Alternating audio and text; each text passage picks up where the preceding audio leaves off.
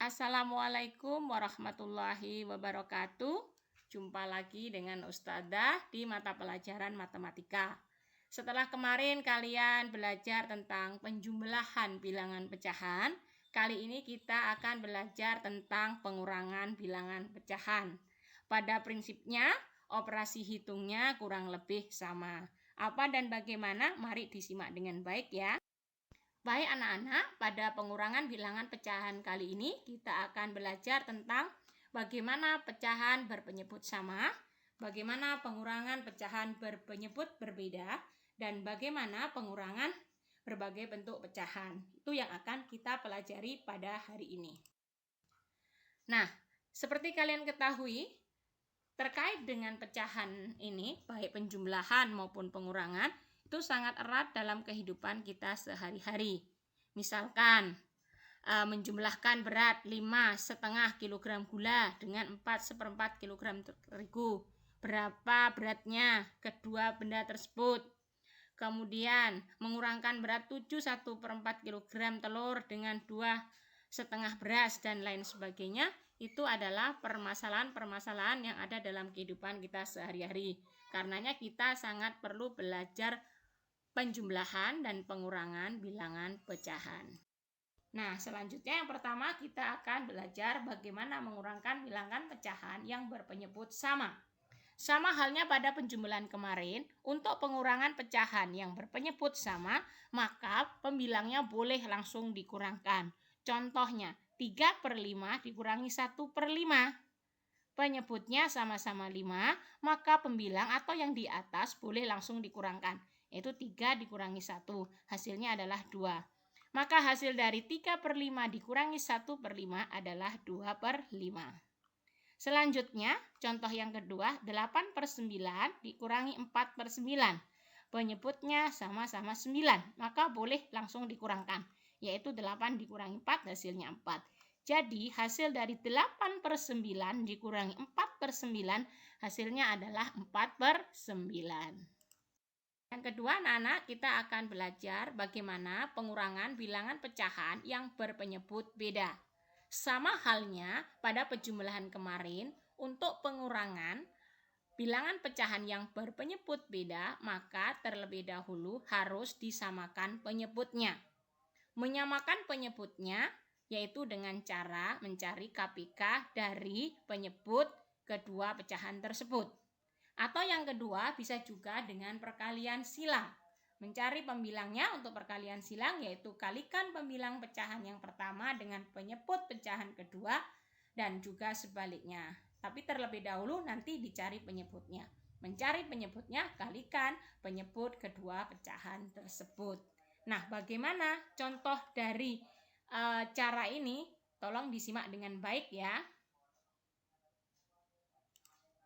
Contoh pertama, di sini Ustadzah akan menyamakan penyebutnya. Terlebih dahulu Ustadzah akan mencari KPK-nya. Mencari KPK dari 7 dan 5. Maka yang pertama, mencari KPK anak-anak bisa juga dengan mendaftar bilangan kelipatannya. Contoh seperti yang Ustadzah sajikan. Ustadzah akan mencari kelipatan 7 terlebih dahulu. Berapa saja kelipatan 7? 7 kali 1, 7. Kemudian kali 2, 14. Kali 3, 21. Kemudian 28, 35, 42, dan seterusnya. Kemudian Ustadzah akan mencari kelipatan dari 5. Berapa saja kelipatan dari 5? Yaitu 5, 10, 15, 20, 25, 30, 35, 40, dan seterusnya. Nah, di sini karena kita mencari kelipatan persekutuan yang terkecil, karena sudah ada angka yang sama, maka cukup mendaftarnya. Namun jika belum didapat angka yang sama, mendaftarnya bisa dilanjutkan. Nah, perhatikan. Pada kelipatan 7 ada 35, pada kelipatan 5 juga ada bilangan 35. Nah, inilah kelipatan persekutuan terkecil dari 7 dan 5. Nah, setelah kita dapatkan KPK-nya, maka KPK ini kita gunakan sebagai penyebutnya. Pada pecahan pertama, 35 dibagi 7 itu 5, 5 kali 3 itu 15. Di pecahan yang kedua, 35 dibagi 5 itu 7. 7 kali 1 itu 7. Karena penyebutnya sudah sama, maka boleh dikurangkan pembilangnya. 15 dikurangi 7 yaitu 8. Jadi 3/7 dikurangi 1/5 hasilnya adalah 8/35. Contoh soal yang kedua masih dengan soal yang sama, tapi Ustadzah kerjakan dengan perkalian silang. Bagaimana caranya? Masih di pecahan 3/7 dikurangi 1/5. Pertama, kita mencari penyebutnya terlebih dahulu.